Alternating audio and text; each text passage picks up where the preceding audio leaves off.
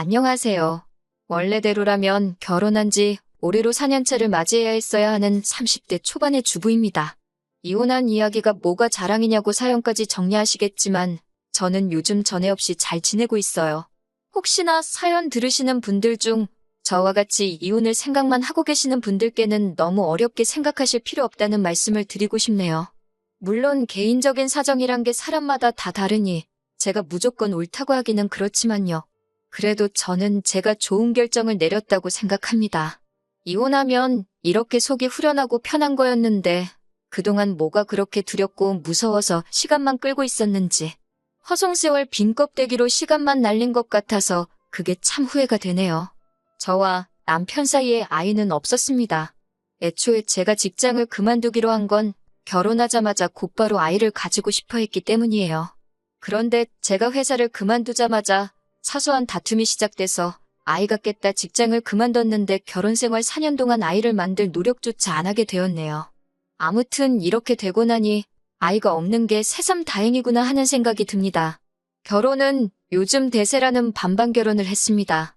남편이나 저나 당시의 벌이는 비슷한 편이었어요. 그런데 두 사람 다 취직을 한 기간이 얼마 되지 않아서 양가에서 똑같이 지원금 받고 모자란 부분은 대출을 받게 되었습니다. 영끌이나 마찬가지인 대출이었는데 그나마 다행인 건 저나 남편 벌이가 괜찮은 편이라서 대출이자에 대한 부담이 그렇게 많은 편은 아니었어요. 제가 하던 일이 트렌드에 굉장히 영향을 많이 받는 업종이어서 보통 출산 후 다시 일자리를 구하기가 엄청 힘든 편입니다. 그런데 또 그런대로 프리랜서로 일을 할 수 있는 기회가 다른 직종보다는 괜찮은 편이라서 남편과 긴상의 끝에 회사를 그만두고 프리랜서로 일을 시작해보려고 했어요. 출산과 육아로 생기는 공백이 부담스럽기도 하고 아이가 태어나고 안정적인 가정을 꾸리는 것도 좋지만 저는 제 커리어를 그런 식으로 포기하고 싶지는 않았거든요. 물론 프리랜서가 된다 하면 지금 회사에서 받는 안정적인 수입은 꿈도 꾸지 못할 수도 있는 리스크가 있었습니다. 잘 풀리면 회사에서 버는 돈 그 이상을 벌 수 있지만 반대로 말하자면 일거리가 하나도 들어오지 않는 경우도 있거든요. 그래도 결혼 생활 1년 2년 하는 것도 아니고 아이도 하루 이틀 키우다 말게 아니기 때문에 제가 하루라도 빨리 프리랜서로 이름을 알리는 게 나중을 봤을 때는 더 도움이 될 거라 생각했어요. 남편도 잘 할 수 있을 거라면서 저를 응원해줬습니다. 이런 어려운 결정을 내리는 데는 당연히 남편이 제게 용기를 북돋아 주었기 때문이 컸어요. 그런데 알고 보니 그런 게 아니었네요. 회사를 그만두면서 그래도 대표님이 저같이 실력 있는 사람을 어디서 또 구하냐며 많이 아쉬워하셨어요. 혹시나 나중에 아이가 태어나고도 복직할 계획이 있으면 연락이나 한 통 달라고까지 해주셨네요. 그냥 해주는 말이었겠지만 제가 그동안 회사에서 최선을 다했다는 이야기처럼 들려서 기분은 좋았습니다. 대표님도 대표님이지만 저도 많이 아쉬웠어요. 대우도 좋았을 뿐더러 이 회사에 들어오려고 정말 엄청 많은 준비를 했었기 때문에 이렇게 그만두게 되는 게 너무 아쉬웠습니다. 그렇게 프리랜서 생활을 시작한 지 한 달이 지났을 때의 일입니다. 그날은 남편은 회사로 출근을 해 있었고 저는 집에서 집안일을 하고 있던 여태까지와 다를 것 없는 평범한 날이었습니다. 그런데 현관문에서 비밀번호 눌리는 소리가 나더라고요. 남편이 퇴근하기에는 살짝 이른 시간이길래 누군가에서 나가보니 시어머니가 인상을 잔뜩 쓰고는 집 안으로 들어오시더라고요. 시어머니가 집 비밀번호를 알고 있을 리가 없는 상황이었으니 남편이 알려줬다는 걸 직감하게 되었어요. 시어머니가 비밀번호까지 눌러서 그런 표정으로 들어오는 걸 보니 잘은 모르겠지만 뭔가 좋은 일이 아니겠구나 하는 생각이 들었습니다.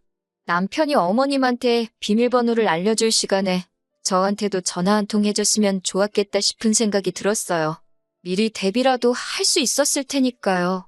시어머니는 다짜고짜 제가 직장을 그만뒀다고 들었다며 그걸 마치 따지기라도 하듯이 저에게 물어보셨습니다. 이미 한 달이 지난 시점에서 저렇게 나오시는 걸 보니 남편이 시가족들에게는 제가 직장을 그만두게 된 걸 이야기하지 않았나 봐요. 그래서 한참을 진땀을 빼면서 제가 직장을 그만두게 된 이야기를 해명해야만 했습니다. 남편과 합의된 일이다. 정 모하시면 전화를 해보시라고. 하지만 시어머니는 도통 제 말을 믿지 않으시고 끝까지 어떻게 그런 결정을 본인과 상의도 없이 내렸냐며 화를 내고 계셨습니다. 그런 것까지 어머님한테 허락을 받아야 하는지는 몰랐지만 당시에는 사실 어머님과의 불화가 처음 있는 일이었으니 입도 뻥끗 못하고 계속 당하고만 있어야 했어요. 한참을 시어머니에게 시달리고 있는 와중에 문이 열리는 소리가 나더라고요. 남편이 퇴근해서 돌아온 거예요. 정말 그제서야 이 시달림이 끝이 나겠구나 싶었고 구세주가 등장한 것만 같았습니다. 남편이 저 대신 어머님을 이해시켜주는 것까지도 바란 게 아니었습니다. 더 혼나도 상관이 없으니 단지 제가 직장을 그만두기로 한 과정을 정확히 말씀드리고 그 자리에서 제 편을 들어줬으면 싶었어요. 그리고 그렇게 해줄 거라 당연히 믿었고요. 하지만 제 기대가 무색하게 남편은 막상 화가 머리끝까지 잔뜩 나 있는 어머님 앞에 그동안 보여줬던 거와는 다른 모습을 보여주더군요. 제가 어떤 결정을 내리던 응원해주겠다던 남편이 시어머니가 대노한 모습에 자기가 언제 그랬냐는 듯 마치 회사를 그만두고 나온 건 전적으로 저희 독단이고 잘못이라고 말을 바꾸더라고요. 아무리 어머니가 무서워도 그렇지 어떻게 저렇게 했던 말을 안 한 척을 할 수 있지 싶었습니다. 그때 처음으로 제가 이 남자와 결혼하게 된 것을 후회하게 되었어요. 그리고 그때 끝내버리지 않고 지금까지 질질 끌고 왔는지 싶은 마음입니다. 어머님이 저렇게 화내는 이유는 결론부터 말씀드리자면 우리 아들이 혼자서 뼈 빠지게 벌어 대출금 갚고 생활비를 주는데 제가 집에서 놀고 먹고 있는 꼴을 못 보겠다는 겁니다. 제가 프리랜서로 재택근무 형식으로 일을 할 계획이다 했더니 돈을 얼마나 벌었냐고 물으십니다. 그 말에는 할 말이 없더라고요. 사실 한 달 동안 일거리가 하나도 들어오지 않아서 수입이 전혀 없었거든요. 하지만 막말로 제가 무슨 남의 애를 낳아서 남편 돈으로 키우겠다는 것도 아닌데 내가 번 돈 네가 번 돈 이야기가 왜 나오는지 이해가 가질 않았어요. 그리고 저도 영영 돈을 안 버는 것도 아닌데 당장 돈 못 벌었다고 너무 그렇게 저만 가지고 그러시는지 이해가 가질 않았어요. 그런데 계속 하는 말을 들어보니 어머님의 본심이 나오더군요. 내 아들이 힘들게 번 그 돈으로 제가 친정에 효도하는 꼴을 못 보겠다고 하는 겁니다. 제가 회사를 그만두기 전에는 남편과 제가 벌이가 좋아서 두 사람 수입을 합치면 한 달에 800만 원 정도의 월 수입이 있었거든요. 대출금 이자가 부담스럽긴 했지만 그렇다고 돈이 엄청 모자라는 상황도 아니라서 양가에다 달달이 30만 원씩 용돈을 드리고 있었어요. 어머님도 그게 시댁뿐만 아니라 친정에도 가고 있다는 사실을 알고 계셨는데 이제 제가 수입이 없어졌다는 걸 아셨으니 그게 심기가 불편하셨다는 거예요. 안 그래도 제가 직장을 그만두면서 수입이 많이 줄게 되었으니 드리기로 한 용돈은 제가 자리 잡을 때까지 못 드리지 않을까 싶어 그만 드리기로 했었는데 남편이 그래도 드리던 게 있는데 어떻게 한순간에 끊냐면서 제가 수입이 생기기 시작하면 무슨 문제가 되겠냐며 남편 고집 때문에 저희도 없는 형편에 계속 보내고 있던 거였거든요. 그래서 어머님께 안 그래도 그것 때문에 남편하고 상의를 했었다고 저희도 그게 부담스러운 상황이니 제가 프리랜서 일이 자리를 잡을 때까지는 당분간 안 드리는 걸로 하겠다고 했습니다. 그랬더니 또 어머님이 그걸 왜 네 맘대로 정하냐고 하시는 겁니다. 내 아들이 번 돈이니까 자기는 받고 너네 집에는 보내지 않는 게 맞다고 하시는 거예요. 뭐 계산이 그렇게 되나 싶어서 더 따지고 들고 싶었는데 결과적으로 어머님이 하는 말은 한 가지였어요. 내 아들이 번 돈을 친정에 빼돌리지 말라는 말이셨죠. 그러니까 달달이 드리던 용돈만이 아니고 예를 들면 명절 때나 어버이날 때 친정 부모님 생신과 같이 뭔가를 해드리는 그런 날들은 앞으로 챙기지 말라고 하시는 거였습니다. 이게 다 앞으로 자녀 계획 때문에 그런 거다. 현재는 수입이 없지만 조만간 생길 것이다 등등 제 이야기는 하나도 듣지 않으시고 내 돈은 내 돈, 내 아들 돈도 내 돈이라고 확실히 선을 긋고만 있었습니다. 그 와중에 남편은 찍소리도 못하고 오히려 엄마 말이 맞다는 듯이 수긍을 하고 있으니 옆에서 지켜보는 제 속이 다 답답하더라고요. 어머님이 자기 할 말만 다 하고 돌아가시니 그 시끄러웠던 집이 언제 그랬냐는 듯이 조용해지더라고요. 저는 그때까지도 남편이 어머님 말씀에 맞장구 쳐주고 하던 게 다 어머님 기분 맞춰주면서 상황을 유연하게 해결시키려 한 거라 굳게 믿었는데 그게 아니더라고요. 남편은 난데없이 엄마 말이 틀린 게 하나도 없지 않냐고 하면서 대출이자 내고 생활비 주면서 자기도 자기가 쓸 돈이 없어서 그동안 회사에서도 후배들한테 커피도 한 잔 못 사주고 그랬던 게 너무 자존심이 상했다고 하는 겁니다. 당장이야 제가 수입이 없는 건 맞지만 애초에 회사를 그만두고 프리랜서를 하는 게 좋겠다고 등 떠밀던 게 누군데 저러고 나오니 어이가 없었어요. 같이 결정한 걸 가지고 왜 내 탓만 하냐고 했더니 누군 한 달 동안 수입이 없을 줄 알았냐고 하면서 그게 다 제 능력이 부족해서 그런다는 겁니다. 결국 이제부터는 네 돈, 내 돈 따로 관리하자고 하더니 생활비도 필요한 이유를 적어서 자기한테 다서 쓰라고까지 하더군요. 솔직히 그때 이혼까지 생각하기도 했습니다. 그런데 한편으로는 결혼한 지 3개월 만에 이혼하는 부부가 세상에 어디 있나 싶기도 하고 괜히 주변으로부터 손가락질을 받지는 않을지 친정 부모님이 주변 사람들한테 면목이 서지 않지는 않을지 정말 너무 여러 가지가 다 걱정이 되었습니다. 그래도 그때 적어도 일을 그만둔 한 달 사이에 아이가 생기지 않은 게 천만 다행이라는 생각을 했습니다. 다음 날이 되어서 저는 제가 다니던 직장을 찾아갔습니다. 차라리 애를 안 낳고 살면 살았지 저런 취급을 받으면서 살고 싶지는 않았거든요. 회사 대표님은 저를 반겨주면서도 조금만 더 일찍 오지 그랬냐면서 난색을 표했습니다. 회사에서는 이미 벌써 제 빈자리를 채우기 위해 인력 증원을 해놓은 상태였고 그걸 저 때문에 물을 수 없는 상황이다 보니 저를 다시 복직시킬 만한 여력이 없었던 거예요. 제가 제 발로 사표를 내고 나갔는데 누구를 탓하겠어요? 그렇게 그냥 아무런 소득 없이 집에 돌아오게 되었네요. 남편은 퇴근하고 오더니 그렇게 큰 소리를 치더니 복직은 어떻게 된 거냐며 빈정대듯이 물어보더군요. 잘 안 됐다고 하니 그럴 줄 알았다면서 왜 멀쩡히 다니는 회사는 그만둬가지고 이 사단을 만드냐고 계속 제 속을 긁기 시작했습니다. 정말 너무 분하고 화가 나는 와중에 남편이 심호와 작당을 하고 그날부터 저에게 왜 그렇게 했는지 그 이유를 알게 되었네요. 남편이 아버님 건강검진을 다녀와야 하니 저보고 모시고 다녀오라고 하는 거예요. 어머님도 계시고 시동생도 있는데 제가 그걸 왜 가야 하느냐 따지니 생활비를 받으려면 제가 그에 합당한 일을 해야 한다네요. 세상에 제 편만 들어줄 거라 생각했던 남편 입에서 그런 소리가 나오니 정말 어이가 없었습니다. 대놓고 저보고 식모살이를 하라고 하는 거잖아요. 화가 머리끝까지 나서 한 번만 더 나를 식모 취급을 했다간 그땐 이혼해버리겠다고 했습니다. 그리고 그깟 대출이자와 생활비는 내가 가져다 줄 테니 이딴 거 한 번이라도 더 나한테 시켰다간 어떻게 되는지 한번 보자고 했어요. 남편도 결혼하자마자 이혼하는 건 좀 아니라고 생각했는지 그때부터는 아무 말도 없었습니다. 그리고 그날부터 저는 악만 잔뜩 남아서 복직은 못했지만 어떻게든 일거리를 받아와서 두 모자들 입도 뻥끗 못하게 만들어버려야겠다는 생각뿐이었습니다. 하늘도 이런 저를 도운 건지 저는 전 직장의 대표님으로부터 연락을 받게 되었어요. 복직 이야기는 아니었지만 회사에 들어오는 일거리 중에 단가가 안 맞는 일들은 저한테 소개를 시켜주고 싶으시다는 거였습니다. 물론 대표님도 그 과정에서 중개료식으로 돈을 얼마 떼가긴 하는 거였고요.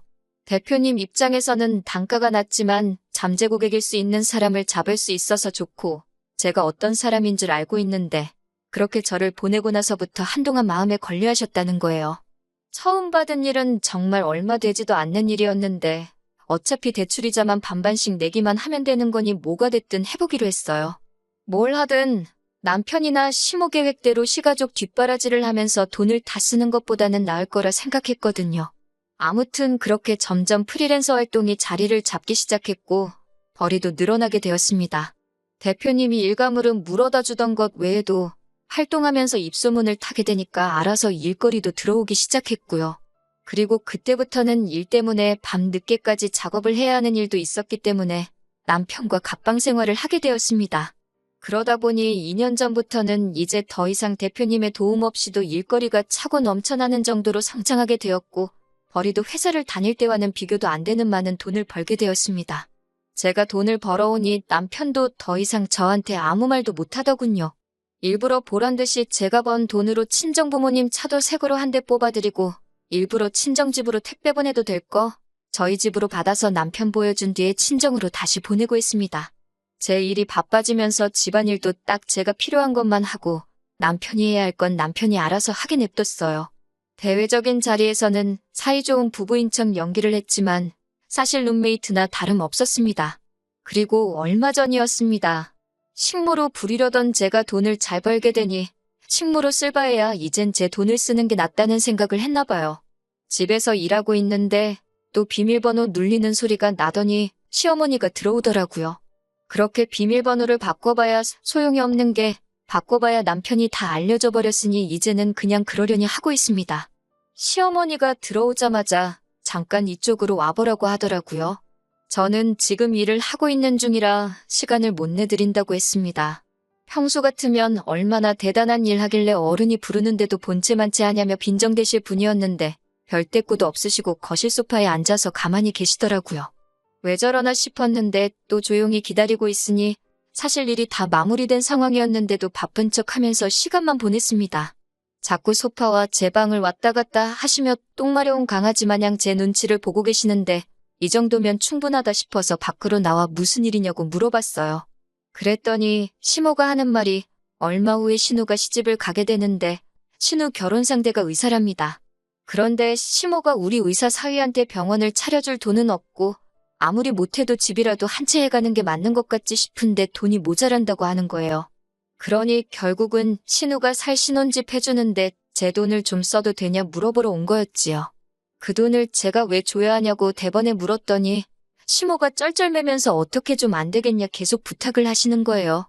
여태 4년 동안 남편하고 저하고 따로 돈 관리를 해왔으니 제가 아니라 남편한테 물어봐야 하는 거 아니시냐 물어봤죠. 그랬더니 어머님은 남편이 따로 모아놓은 돈이 없다는 사실을 말해주시더라고요. 각자 돈 관리하면서 저도 크게 신경을 쓰지는 않았는데 대충 보니 남편은 자기가 직접 돈을 관리한 게 아니라 그 돈으로 신우며 시부모 뒷바라지도 해주고 주식도 하고 코인도 하고 정말 자기가 쓰고 싶은 대로 쓰고 다녔더군요. 그러니 모아놓은 돈이 4년 동안 1,000만 원도 되지 않아서 결국 시어머니가 저한테 와서 고개 숙이고 돈을 좀 해보려 하시는 거였고요.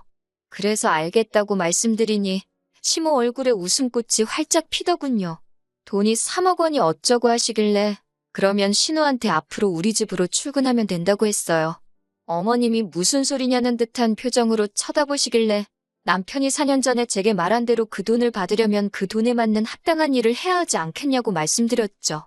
한 달에 200씩 주는 셈 치고 이자도 없는 걸로 해줄 테니 앞으로 향후 13년 동안은 우리 집에 와서 집안일부터 밀린 일까지 다 하고 그 길로 저희 친정부모님 집에 가서 집안일까지 하고 오면 딱 되겠다고 했어요. 어차피 남편하고 저하고는 집안일이 서로 별개이니 우리 집에서는 별로 할 일이 없을 거라고요.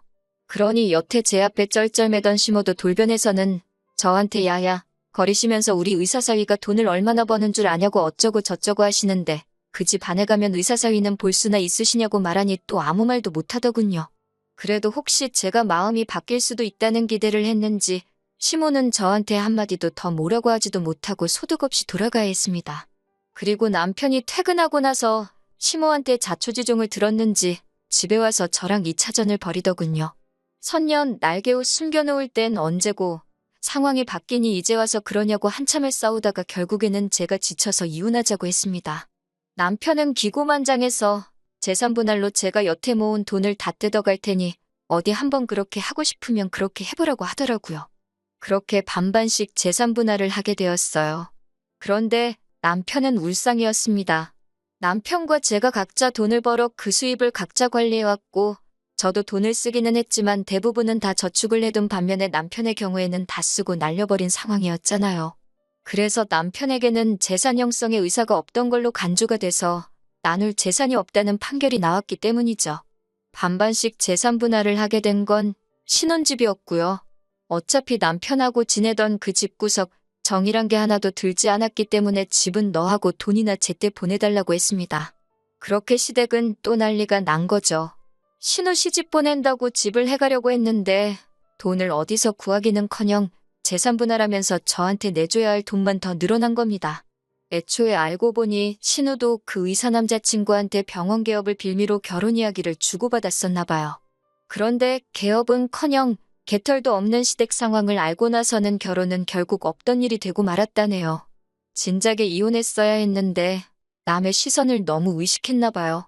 이혼한 지는 조금 되었는데 생각보다 타인들이 저에게 그렇게 관심이 없더라고요. 제가 괜한 걱정을 했었나 봐요.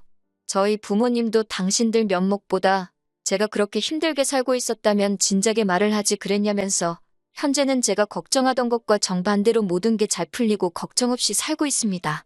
이혼한 지 얼마나 되었냐고 벌써부터 연애질이라고 뭐라고들 하실 텐데 사실 지금 만나는 사람도 따로 있어요. 똥차가 가고 벤츠가 온다더니 사실 제가 여기까지 올 수 있게 저를 많이 신경 써주고 도와줬던 전 직장 회사 대표님하고 좋은 만남을 가지고 있습니다. 하지만 저도 실패의 경험이 있다 보니 조금 신중하기는 해요. 다시는 그 어떤 후회가 남지 않게 여우같이 잘 계산해서 앞으로는 더 행복하게 살아보려고 해요.